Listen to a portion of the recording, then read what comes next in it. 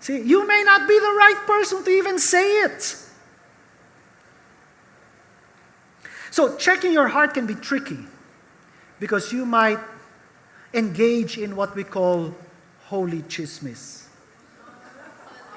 Actually, I'm just sharing it with you because I want you to pray for this person. Yeah, right. Then why not don't share it with me and you just pray about that person? No, I need a prayer partner. I just need someone to agree with me. Be very careful. Be very careful. If you hear something negative and then you find out it's true, pray for that person instead of sharing it with someone else. Okay? Especially if the person you're talking about is a believer. And more especially if the person you're talking about is a man or woman of God, meaning to say a minister. Be very careful. Now, I'm not saying this simply because I happen to be a minister. I'm saying this so that you can be protected. Because God does not stand idly. The Bible says not to touch the anointed of the Lord. See? The second test is the goodness test. It's the goodness test. This is the question you ask yourself. Is what I'm about to say about this person, or is what you're about to say about this person, good? Is it good? Or is it bad? Now remember this. Bad news sounds more appetizing. That's why when you listen to the news on TV, it's mostly bad news. Because good news just doesn't sell as well. If everything you read in the newspapers and in the tabloids are good news, people will stop buying eventually. It just doesn't sell. Now, the reason why once in a while the good news really stands out is because it's surrounded by a flood of bad news. And every so often we need a break. So we'll read a little good news in the newspaper here, in a magazine there, or whatever. But for the most part, it's bad news. The question to ask is, what I'm about to say, is it good? Is it good about this person that I want to talk about? Third test is the useful test. Okay? The useful test. And this is what you need to ask the person who wants to share something with you, or whether you should share to someone. Is what that person, what they're going to share to you, okay, will it be useful to you? Okay? Will it be useful to you? When they say it, will I be able to use it? In other words, if you're going to share it with me, am I part of the problem? Okay? Am I part of the problem? Second, am I part of the solution? See, because if I'm neither part of the problem nor the solution, then it's not useful to me. Then I don't want to be a part of it. Then you're just chisming. See? That's the verb form of chism, right? Then you're just making chismes, that's all. Will what you are sharing with me help me to become a better person? The thing that you're saying about this other person. Will it make me a better person? Will it make me love that person more or less? If it's less, hold your peace. I don't want to hear it. See, the thing here is this. It's not just a matter of whether it's true, because it might be true. Not all chismis is false. In fact, what makes chismis so appetizing is that many times it's true. The problem is how we're saying it and to whom we're saying it, and the motive of our heart. That's where the problem lies. That's why the story must pass all three tests, not just one of the above, not just two of the above. It might be true, so pwede na. No. Is it good? Is it useful? Will it help me? Or will it help me help that person? If not, I don't want to be a part of it.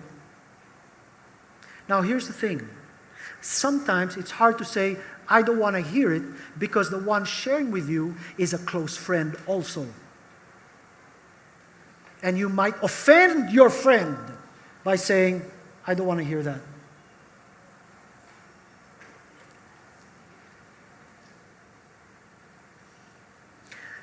And this, like I said, is the problem. Gossip tastes so good. But you see, this is where stories like these is where you will now separate the mature from the immature. The immature like to share stories, and they don't care who they hurt. The mature know how to hold their peace and say, you know what? It's true what I want to share with this person, but it's not going to help anyone, so I'll just pray for that person instead of sharing it. Now that's hard, especially if you're the makwento type. It's hard. That's why little minds talk about people. Great minds talk about dreams and visions. Determine which kind of mind you have. Why? Look at this. A perverse person stirs up conflict, and a gossip separates close friends. Now, just in case someone you're talking to, you're just talking about whatever, the weather, the day, business, and then while you're talking, all of a sudden, that person you're talking to shares something negative about someone, and before you're able to say, stop, nakalusot yung kwento. Okay? And now because of that, all of a sudden it's like, what? That person said that about me? You don't even know whether it's true or not. And you're already there, high blood na. Okay? You have to remember this. And as a counselor, I've been counseling and dealing with people now for 3 decades. I've counseled literally hundreds of people. And one of the things, I've learned many things since my early years of counseling, which to my dismay and shame, I did not do a very good job. But I've learned through the years. And one of the things I've learned, very important, is the first person to make kwento always sounds right. Husband and wife, fighting. The one, it doesn't matter who, talks to their cell leader, the counselor, a friend, or whatever, and says, do you know what my spouse did? 1, 2, 3, 4, 5. And right away, because that person's your friend, they want to take sides with you right away. Teka muna, you don't even know the other side of the story. Here you are with stakes and pitchforks, ready to skewer the spouse of your friend when you don't even know the other side yet. The first person to speak will always sound right. See? So you have to learn to hit the brakes and say, really? Okay, I need to talk to your spouse. And many times, you know what, when I say that, they come to me and say, I have a problem with my husband or my wife. Can I share this with you, Pastor? I said, well, it depends. Will you allow me to do something about it? Sometimes the only thing you can do is pray. But they say, no, Pastor, don't do anything. I just want to share it with you, but don't talk to her. Don't talk to him. Then you're making chismis. Why do I need to hear it? You don't want me to do anything. See? No, Pastor, I just want you to pray. Then you pray. You pray. You know why? The Bible says, if any man is afflicted, let him pray, not let them. It doesn't even say to look for a prayer partner. If you are afflicted, let him pray. So if you're not ready for someone to do something about it, like to talk to your spouse, talk to your best friend, talk to your mom, talk to your dad, or whatever, then hold your peace and you pray. The less words. The Bible says where there is a multitude of words, sin does not lie far behind. The devil has a way of using words, careless words especially. So be very careful. Look at this. The words of a gossip are like choice morsels. There was a version, I've been looking for it, I can't find it. It says, the words of a gossip are like choice truffles. Now, I love truffles. You can see from the picture.